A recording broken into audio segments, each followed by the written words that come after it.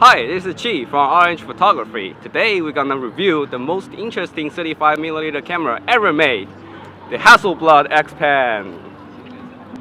So the Hasselblad Xpan, well, it's actually a Fuji TX camera.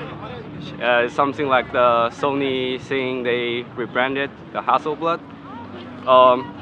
So the most interesting thing about this camera is it shoots 2 frames at a time. So it gives you nice cinematic panoramic view, like super wide camera. So the camera is introduced in late 90s and in production until 2006 when the European Union come up some environment concerns in the camera production. So right now it's really hard to find an Xpan online because pretty much everyone who owns an Xpan want to keep them.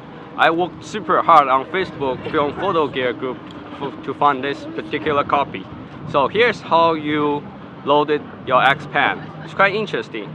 So we're gonna load a roll of HP5 no T-Max. And so you open your back from here. Nice little swing back. So this is a swing back rangefinder camera. So it's not like you have to open your back and get your thing out.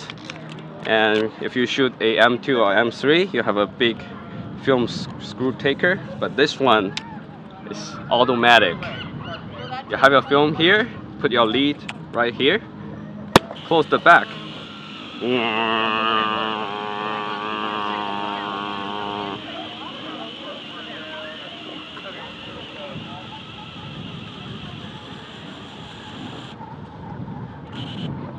So a 36 explode cassette give you around 20 or 21 shots, depend on different brand you're using.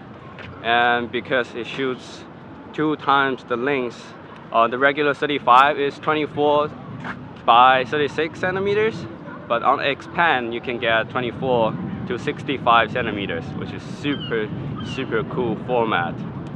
And the camera wind all the film to the right when you put the cassette in. So every shot you take, the camera wind the exposed frame into the cassette. So for accident, your 3 years old accidentally open the back of your camera, you don't screw up any image at all. The only part you exposed is untaken shots. But also give you a downside if you want, for instance, you want to switch to black and white to color. You can't actually do your trick in the black bag, so you have to commit to a full roll of 20 shots. So the Xpan system gives you 3 different focal lengths in total. You get this 45mm f4, which is standard, and a 90mm f4, which is portrait, and a super wide 30mm f5.6. So this is more considered as the medium format camera. So a 45mm roughly give you around 24 to 25mm in the full frame, and the 90 give you roughly standard 50mm, and the 30 give you super wide around 18 to 90mm.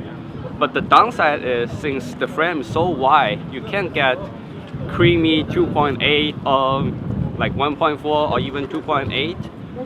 That shallow depth of field, you only get f4. So in a dim day like this, I think I have to shoot like f8 on HP5 around 250 a second. And by the way, since it's fully automatic, you got really nice meter built in. So if you look at through your viewfinder, the plus tell you you're overexposed, and minus tell you you're underexposed. Then just have to turn the dial like you're like a M6. It's very easy to use, but only downside is the LED indicator in this camera is kind of dim. So if you shoot into the bright sunlight, you can barely see your LED. But the thing is, who need a meter in the daylight, because you can just use Sony 16 rules. So we are loaded. Let's take some shots. So this is a rangefinder camera, so which means it's a bit like Leica. So it looks through the viewfinder, nice wide frame line, and you just take a shot. So it's very important to use the scale focus on this one because, well, honestly, the lens focus ring here is nice old rubber. It's kind of like rubbish. It's not like the nice Leica metal focus ring. It's really easy to click and smooth focus. So for me, I would just set to f8 and around have everything from 2.5 meters to infinity in focus, and then shoot like a point and shoot. Nice and easy. Let's go. So the thing is, this gives you a totally different experience when you're framing. Remember, you shoot at 3x2 regularly, but right now you shoot roughly 1x3. Nice. So it gives you an instant cinematic look.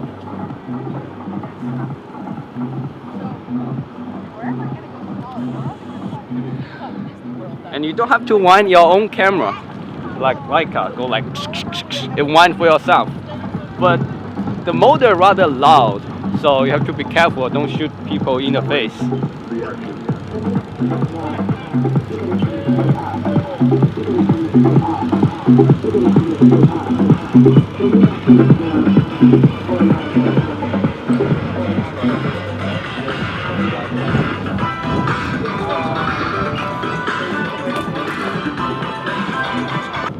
One thing about the motor is that when you turn your camera off and walking, and you see, oh, that's a nice thing over there, I'm gonna take a shot. Oh, it doesn't work. It's not like the M6, M2, nice mechanic rangefinder. You can shoot whenever you want.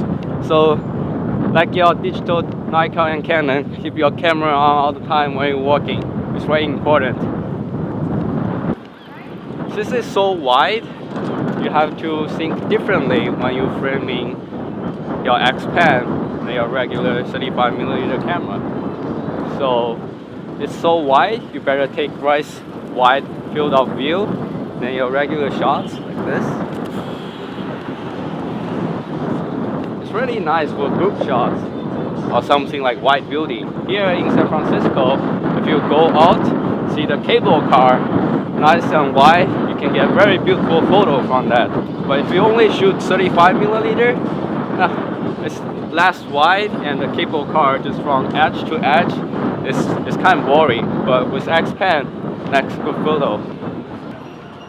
Xpan is not a magic camera, instant make your photo looks better, but I will put it in this way, the Xpan make your photo instant cinematic.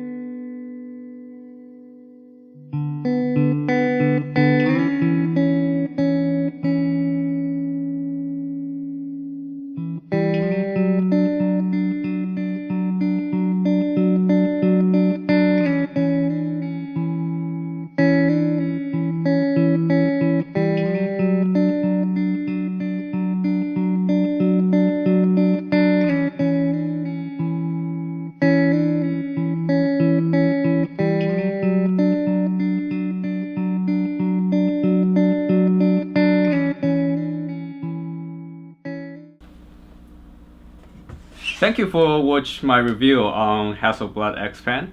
This is the first video out of R&H Photo channel, and please like the video if you like it and leave a comment down below and hit subscribe. We have more video coming soon about analog or digital photography and some mobile digital devices. Out of our spare time, we just make the video for fun. And please don't leave a comment talk about my English skill, because I'm Chinese, so that's best I can do. But I definitely gonna improve, and that's it.